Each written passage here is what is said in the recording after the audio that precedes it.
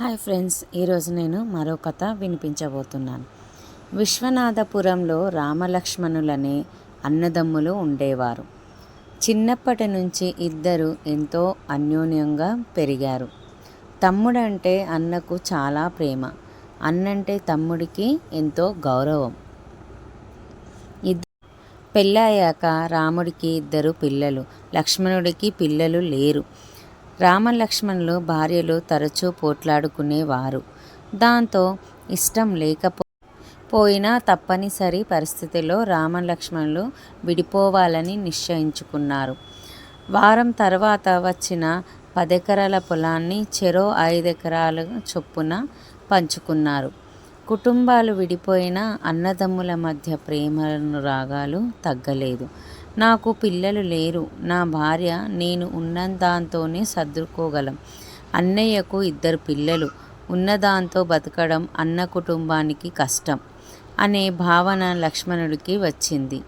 అందుకని పంట చేతికొచ్చేసరికి ప్రతిసారి ఎవరూ లేని సమయం చూసి 10 బస్తాల ధాన్యాన్ని అన్న ధాన్యపు కోటలో వేసేవాడు.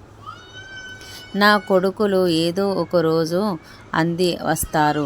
తమ్ముడికి పిల్లలు లేరు, వాడికి వయసు పెరిగే కొద్దీ బ్రతుకు భారమవుతుంది అని ఆలోచించేవాడు రాముడు.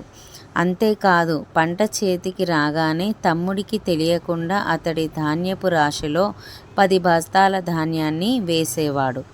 ఇలా ఒకరికొకరు తెలియకుండా ఎదుటివారి ధాన్యపు కోటలో ధాన్యం వేయడం ఎన్నో ఏళ్లపాటు కొనసాగింది.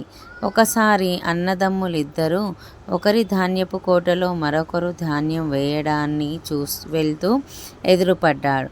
కొన్నాళ్లుగా జరుగుతున్న ఈ విషయం ఇద్దరూ తెలుసుకొని ఆశ్చర్యపోయారు, ఎంతో ఆనందించారు. వారి ప్రేమానురాగాలు ఊరంతా ముచ్చటపడ్డారు.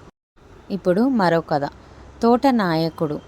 చిన్ని, బంటి ఒకే బడిలో 6వ తరగతి చదువుతున్నారు.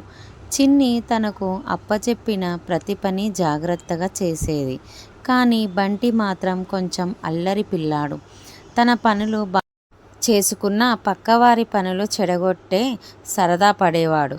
ఒకరోజు బడిలో అందరికీ తలా ఒక మొక్క ఇచ్చి వాటిని బడి తోటలో నాటాలని చెప్పారు. పిల్లలందరూ ఎవరి మొక్కను వారు చక్కగా నాటారు. చిన్ని, బంటి కూడా వాళ్ళ మొక్కలు